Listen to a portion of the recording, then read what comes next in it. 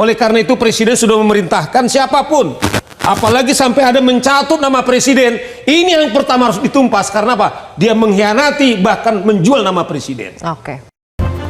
Preman berkedok ormas masih bisa eksis sampai hari ini dugaannya karena ada yang membackingi atau dalam tanda kutip dipelihara. Benar tidak Bang Roni? Rasanya benar. Kenapa mikir dulu? Jadi gini, tidak ada orang di Republik ini berani tanpa ada belakangnya. Saya pastikan 1000% itu benar.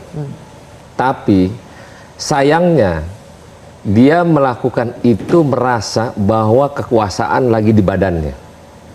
Nah, dia nggak tahu kalau dia terpojok dan terpleset, saya rasa penguasanya akan membiarkan dia jatuh.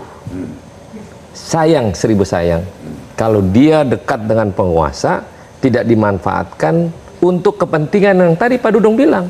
Kalau ngomong tentang bermasyarakat, organisasi masyarakat, mestinya dia melindungi masyarakat dan membantu masyarakat.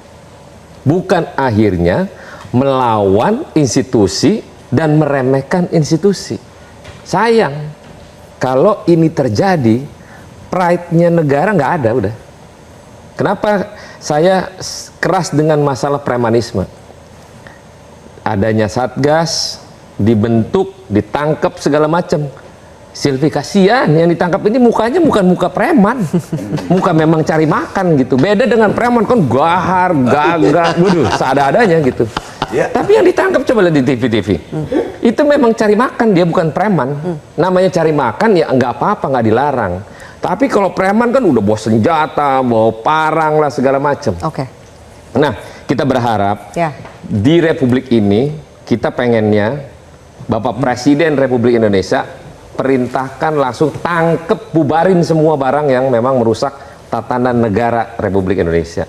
Udah selesai ini barang. Kita pengen berdamai dan kepemimpinan Pak Prabowo adalah tingkat ekonomi kesejahteraan yang Bapak mau adalah bagian dari kita semua yang untuk membantu beliau. Jangan sampai premanisme di backup seolah-olah di backingin, didugaannya di backingin, maka dia berani melakukan sesuatu menindas institusi. Baik, Bang Mardhani, kalau dengar dari Bang Roni kan sebetulnya tidak sulit sebetulnya selama itu ada niat, ada ketegasan, tidak sulit karena negara punya semua instrumen sebetulnya untuk bisa memberantas premanisme. Sekarang berarti tinggal tunggu apa lagi Bang Mardhani menurut Anda yang masih kurang? Ya harus ada keberanian dan kejujuran. Kadang-kadang berani dan jujur itu gampang diucapkan, tetapi kalau mikirnya panjang kali lebar ya nggak keluar. Tapi dari segi regulasinya, apakah perlu ada yang diperbaiki lagi atau mau regulasinya kayak bagaimanapun selama implementasinya itu di lapangan ragu-ragu? Dua approach, perbaikan regulasi terus ditingkatkan karena ketika regulasi makin detail, makin rigid, itu orang makin susah untuk berbuat. Kalau bahasanya Bang Napi itu gini, ingat, kejahatan itu karena ada kesempatan. Pastikan regulasi itu tidak memberi kesempatan itu. Tapi saat yang sama, edukasi di masyarakat, kesadaran di masyarakat, keberanian di masyarakat harus dibangun. Oke, berarti sekarang dari Kemendagri, dari Kementerian Hukum juga harus betul-betul melototi dan mereview sepak terjang ormas-ormas ini? Saya pernah bilang paling enak sih dibina ya. Kumpulkan. Kalau KDM ada yang diurus ke barak, mungkin bisa juga coba di treatment ke barak juga. Orang ada jangan suuzon. Siapa tahu ada orang yang insaf, kan ada preman insaf banyak juga. Gitu. Oke, baik. Kita menunggu ada preman insaf, tapi jangan sampai juga ada preman yang justru datang dari kalangan pengusaha. Nah, bagaimana Kadin memastikan itu tidak terjadi lagi hal-hal seperti yang di Cilegon? Saya punya keyakinan. Dengan kita melakukan investigasi kepada Kadin Cilegon ini akan tidak terjadi di seluruh Indonesia. Jadi Kadin yang lainnya. Jadi mudah-mudahan bahwa dengan kejadian ini untuk membuka mata kita semuanya bahwa investasi diperlukan. Tapi daerah juga perlu dilibatkan dalam rangka membangun kita untuk membangun ekonomi SDM ke depan. Yang kedua tadi disampaikan oleh Roni adalah mengenai preman. Preman negara itu harus tampil. Saya menyampaikan Pak Mardhani tadi gitu kan, bukan hanya sekedar keberanian dan kejujuran, ada niat, niat dari hati kita, dari pemimpin untuk memberantas preman. Preman ini ada, kami sudah menyampaikan surat kepada Pak Kapolri sewaktu hari bulan puasa. Minta waktu Pak Mardhani, Pak Roni ke Pak Kapolri, Jagung ya dan TNI. Kita melihatlah sangat prihatinnya preman-preman itu yang ada di Bekasi, di Kerawang. Dan bukan di Bekasi, Kerawang saja. Kota-kota besar minta THR segala macam, ini kan mengganggu. Ya. Tentunya Kadin juga kita lah sangat prihatin. Ya. Iya kan? Sampai ekonomi tidak jalan, kemaslahatan yang berkurang. Sehingga lapangan pekerjaan berkurang. Padahal kondisi ekonomi hari ini sudah sangat Kondisi ekonomi pada hari ini pada punya kita lah tidak baik-baik saja. Tidak baik-baik saja. Jadi saya sepakat dengan Roni tadi, ini memang harus negara turun. oke. Berikan pembinaan kepada mereka yang bisa dibina, kita perbaiki hidupnya. Yang tidak bisa, ada tempatnya. Ya kan? Begitu. Ada berubah regulasi sebagaimana.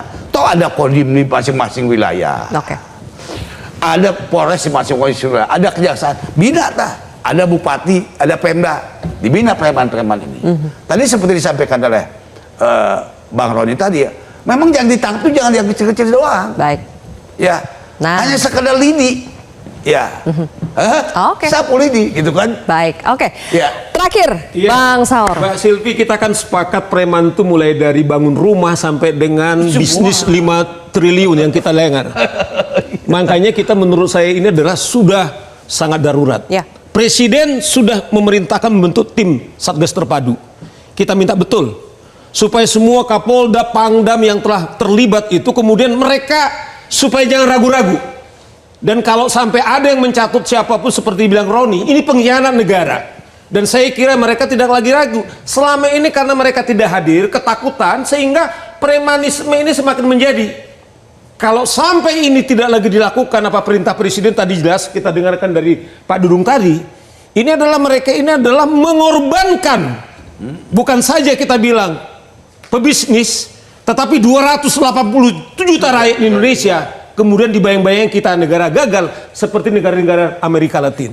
Apakah kita mau bertaruh akan seperti itu? Oleh karena itu Presiden sudah memerintahkan siapapun, apalagi sampai ada mencatut nama Presiden, ini yang pertama harus ditumpas. Karena apa? Dia Ya, halo teman-teman, kembali bersama saya di channel ini. Salam inspirasi, salam NKRI, harga mati.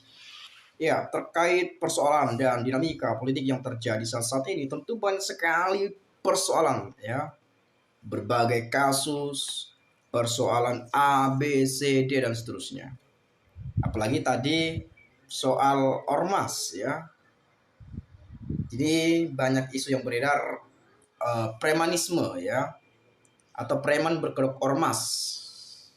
Tapi kalau kita melihat ya, barangkali itu dilakukan oleh oknum tertentu atau orang-orang tertentu ya, meskipun masuk dalam organisasi itu, tetapi ya tidak organisasi itu yang menyuruh gitu ya. Atau mungkin ya, barangkali berpikiran, oh saya punya ormas besar nih, banyak kawan nih, buat aja begini.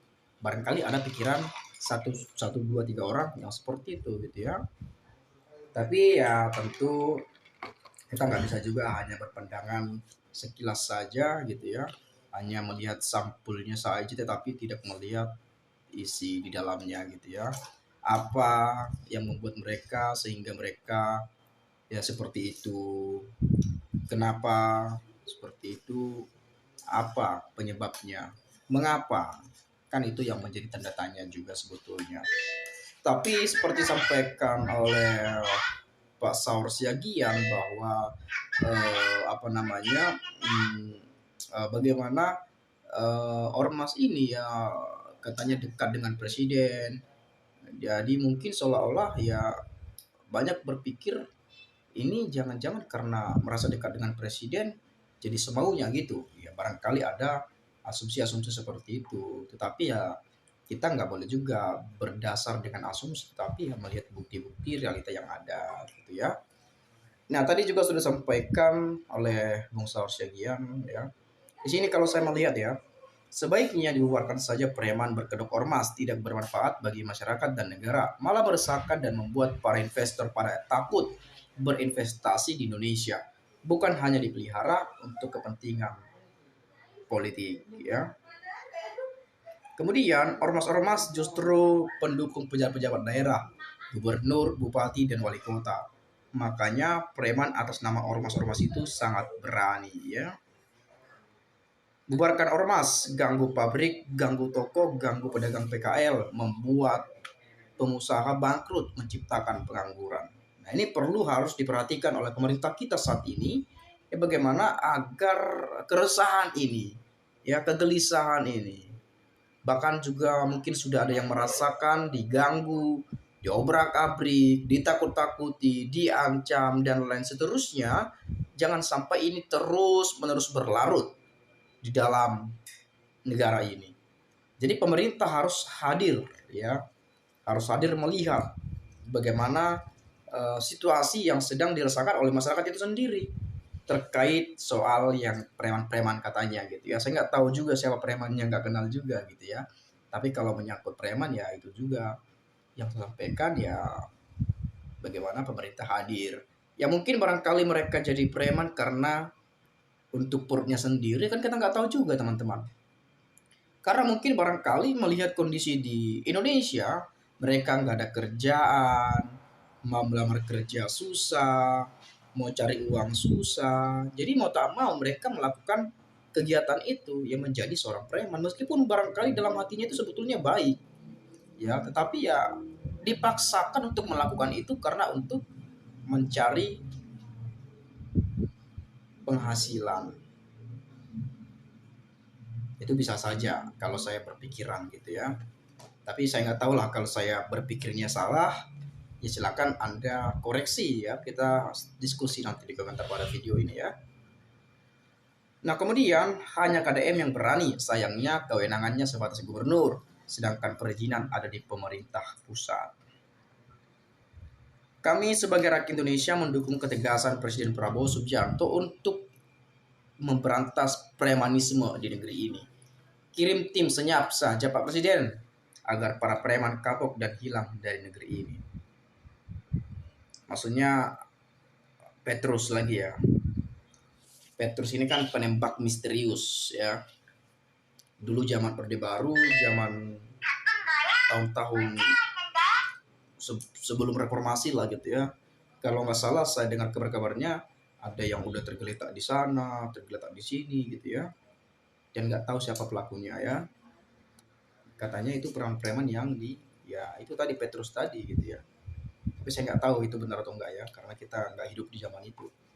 Nah kemudian nggak usah keluar-keluar ya, di voting aja rakyat Indonesia yang setuju ada preman berkedok ormas atau hilangkan. Pasti jelas jawabannya hilangkan ormas berkedok preman. Preman berkedok ormas kebalik ya. Tapi pemerintah mau apa enggak ya? Soalnya partai butuh preman buat demo. Satu kata, tolonglah dibubarkan preman berkedok ormas. Kalau nggak dibubarkan, hancur negeri ini. Ya bisa saja, jadi nanti investor takut juga ya berinvestasi atau apa gitu ya. Tapi saya nggak tahu ini ormas yang mana yang dimaksud ini ya. Sekelas negara Indonesia yang berani sama ormas dan preman cuma KDM. Itu fakta, kalau nggak ada KDM pasti terus dibiarkan. Cuma omong doang, sebenarnya simple. Comot ketua ormas, maka ke bawahnya pasti bubar. Bang Sahroni betul, tidak salah orang cari makan. Tapi kalau orang cari makan dengan memeras, memalak dan mengganggu orang lain yang berusaha, itu preman namanya. Biasanya orang cari makan seperti itu berkelompok dan mengatasnamakan ormas, tapi sebenarnya mereka. Itu tadi yang saya katakan, makanya pemerintah harus hadir menciptakan lapangan pekerjaan untuk mereka-mereka yang diklaim itu preman. Gitu ya. Misalnya Anda menyebutkan ini preman untuk memeras, untuk mungkin menakut-nakuti, mengancam untuk cari makan, ya mau gimana lagi gitu coba ya. Mau gimana lagi? Ya itu yang bisa dilakukan. Daripada nggak makan, daripada mati kelaparan, ya mau tak mau pekerjaan itu yang dilakukan. Makanya saya rasa pemerintah harus hadir dalam mengambil tindakan dan langkah untuk mengatasi persoalan ini. seperti itu kira-kira ya. Tapi saya nggak tahu pikiran saya yang salah, logika saya yang mungkin minim, ya saya nggak tahu lah ya. Tapi menurut hemat saya seperti itu ya. Kalau saya melihat kondisi ini, kalau berbicara tentang ini ya, dari Aaron Ferry ini ya, tidak salah orang cari makan, tapi kalau orang cari makan dengan memeras, memalak dan lain-lain, ya itu yang bisa mereka lakukan teman-teman. Coba pemerintah hadir, ini lapangan pekerjaan, masyarakat Indonesia kerja deh, pasti preman nggak bakal ada. Preman itu pun ya karena mau cari makan juga. Toh juga ujung-ujungnya untuk ke perut itu sendiri ya. Bukan untuk bikin kaya, bukan. Beda lagi dengan koruptor. Bagaimana dengan koruptor? Ya mending koruptor lah dimusnahkan daripada apa gitu ya. Ya kan? Lebih parah koruptor dibandingkan preman. Menurut saya gitu ya. Menurut hemat saya ya seperti itu. Tapi memang bagaimanapun persoalannya, yang memang membuat masyarakat resah, membuat masyarakat sengsara itu bisa ditangani dengan baik, diselesaikan, dituntaskan agar masyarakat bisa damai, tentram, tanpa takut, tanpa ada intimidasi dan ancaman dari pihak-pihak lain. Seperti itu kurang lebihnya ya. Mungkin itu sajalah yang dapat saya sampaikan, kurang lebihnya saya minta maaf. Sekali lagi terima kasih ya, saya ucapkan salam inspirasi, salam NKRI harga mati.